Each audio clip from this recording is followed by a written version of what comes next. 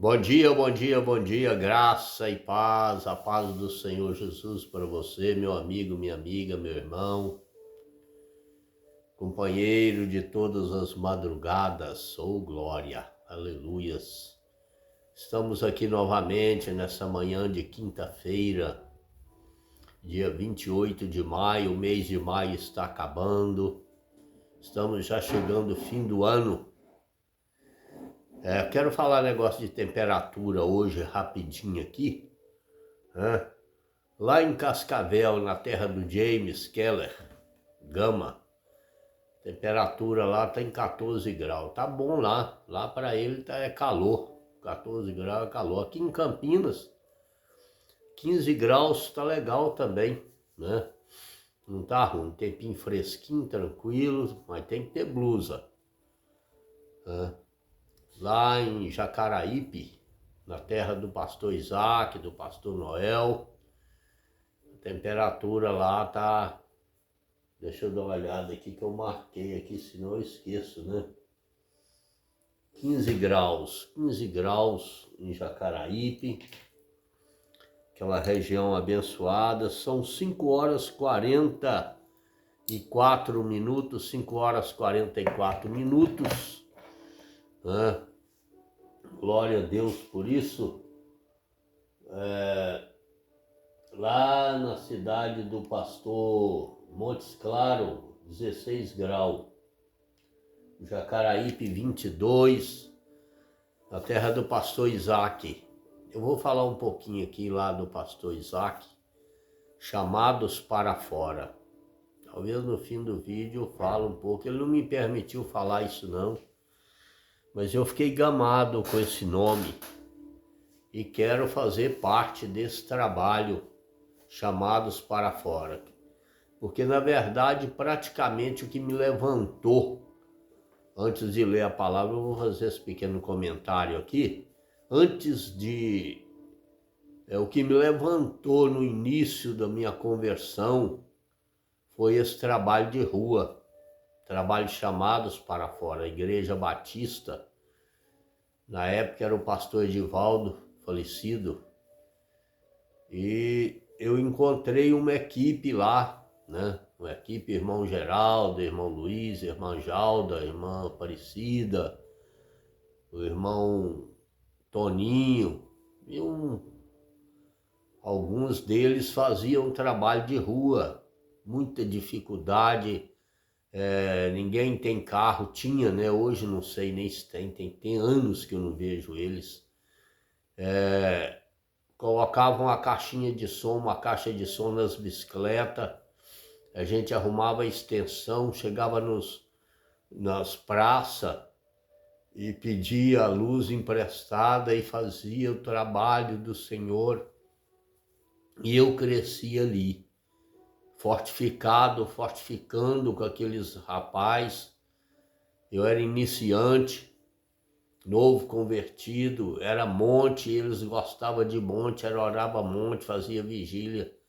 E aí foi que eu cresci. Quando eu cheguei em Jacaraípe, que eu vi esse nome, eu fui, né, pregar a palavra lá na pastora Maria José. E quando eu passei na rua lá, daquele bairro lá, que agora eu não me lembro o nome, eu sei que ali perto do Porto, acho que é Porto, né? Aí eu vi escrito no muro, em uma placa grande, escrito chamados para fora. Aquilo eu fiquei assim, estarrecido, parado, parei, atônito, que eu tenho orado para Deus levantar um ministério de rua para mim fazer parte, né? Aí eu passei e vi lá aquele trabalho, chamados para fora, e eles, no dia que eu estava lá, parece que eles estavam fazendo o aniversário de 1 ano, e eu participei desse culto. Eu queria, de toda maneira eu queria, como se eu tivesse ali no primeiro amor, e eu quero estar no primeiro amor. E eu fiquei assim, e falei, vou procurar horário e saber que é dia de culto, e passei lá, o pastor Isaac, ele estava preparando a montagem, consertando o púlpito, as irmãs trabalhando. E eu parei ali um pouquinho, conversei um pouquinho com eles. E à noite eu assisti aquele culto. Pensa num culto abençoado. E as fotos, filme deles pregando e distribuindo folheto na beira da praia, fazendo culto. E ele estava orando para fazer culto nos presídios e faz culto na rua. Gente, eu sou gamado com esse negócio daí. Então, o meu abraço aí para o pastor Isaac, meus parabéns pelo seu trabalho. Eu tenho orado pelo teu trabalho e eu acredito que em breve eu tenho sentido muito no coração de voltar aí e participar com vocês aí por um bom tempo, creio eu.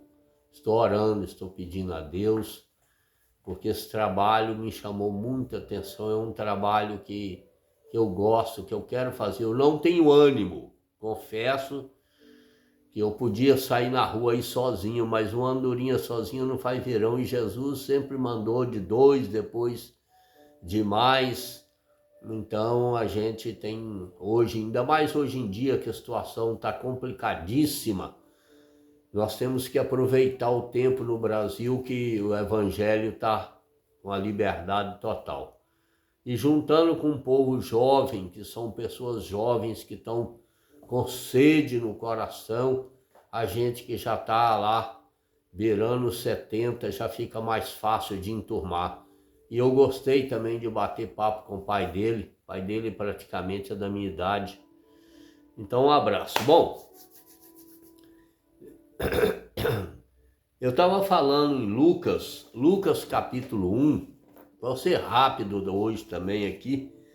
Lucas capítulo 1, eu estou fazendo aqui agora, eu já li Mateus, Marcos, Lucas, né?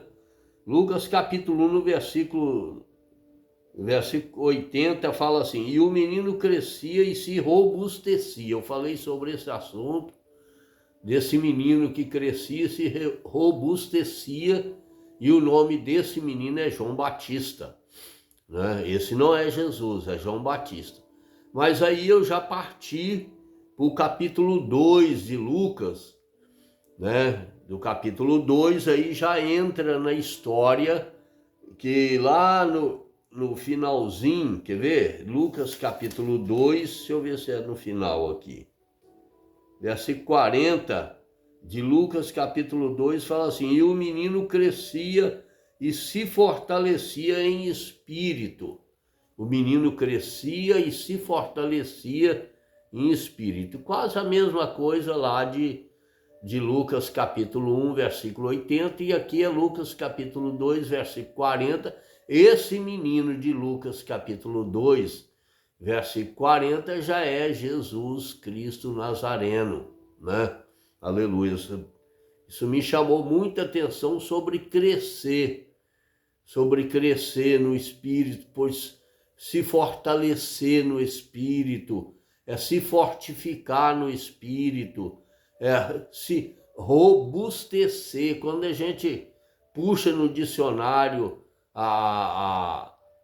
essa palavra robustecer, robusto, é algo assim que eu não tenho nem palavras assim, só se eu for falar o que está ali no dicionário Aurélio, que fala sobre robustecer. Robustecer é algo que a pessoa está bem forte, bem monstruoso, como Sansão era no início da carreira dele, cheio, transbordante, cheio de virtude, cheio de poder, cheio de vigor, cheio de graça do Espírito Santo. É isso que tanto João Batista crescia, quanto Jesus também crescia no capítulo 2 de Lucas. E isso por que me chamou a atenção? Porque nós temos que ter, há de nascer, como diz lá em Amós, aviva, Senhor, aviva esse espírito de querer, de ter essa vontade de crescer, de se fortalecer, de robustecer no Espírito do Senhor, para nós ficar homens, mulheres diferentes aqui na face da terra. Para nós fazer diferença nas ruas, sair para fora mesmo, é tempo de sair para fora. É tempo de sair para fora, que Deus há de levantar igrejas, que saia para fora, que tenha desejo, vontade de ir para as ruas, para as esquinas, fazer essa obra linda, maravilhosa, de levar o Evangelho. Irmãos, tem muitas pessoas que não vai na igreja, não quer ir assistir um culto, não quer ir, mas quando a gente vai para a rua, às vezes a pessoa está assistindo televisão, ele desliga a televisão para ver que movimento é esse, que movimento é esse. Ele fica naquela curiosidade e ali ele desliga a televisão, para ali um minuto e vai ouvir a palavra, e ouve a palavra, e aquilo ali, irmãos, tem feito diferença. Eu tenho certeza que faz diferença. Às vezes a pessoa não vê na hora, porque não vem, mas aí, passado o tempo, aquela alma aceita Jesus, aquela alma cresce, né? Então nós temos que sair para fora. Nós temos que sair das quatro paredes. E eu estou orando em cima disso. Eu estou pedindo a Deus em cima disso, que mesmo na idade que eu estou, porque para o Senhor não tem idade para entrar, para sair, para essa obra, para essa batalha, para esse trabalho. Amém, irmãos? Então, eu vou ficar aqui praticamente só nessa introdução, porque eu eu vou falar sobre esse menino que crescia no Espírito, se fortalecia na graça, no conhecimento, chamado Jesus. Eu quero falar, né? Por que esse menino veio? Lá em Mateus capítulo 21, a partir do versículo 40, antes um pouco do 40, a Bíblia fala aqui, eu só vou dar uma introdução para ver se amanhã eu consigo trabalhar em cima disso aqui. A parábola dos lavradores maus, a partir do versículo 33, você pega a sua Bíblia, Mateus capítulo 1, a partir do versículo 23, lá no versículo 33, lá no versículo 35, deixa eu ver, no versículo 39 fala assim: e lançando mão dele, o arrastaram para fora da vinha e o mataram. Mas nos versículos antes aqui, e depois enviou outros servos em maior número do que o primeiro, e eles fizeram-lhe os mesmos.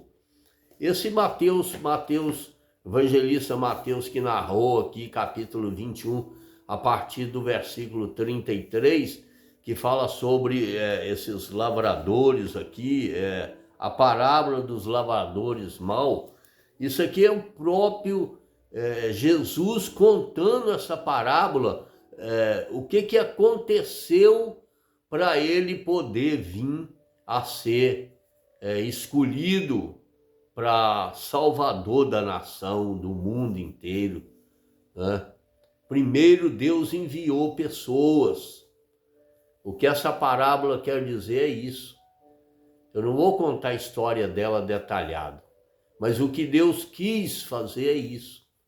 Deus enviou Elias, enviou João Batista, Deus enviou Amós, enviou Jeremias, enviou Ezequiel, Deus enviou N profetas grandes e profetas menores para pregar a palavra aqui nesse mundo, no meio do povo, anunciando desde o Velho Testamento, já é anunciado Jesus Cristo. Isaías, o profeta messiânico, ele fala a respeito desse menino, né?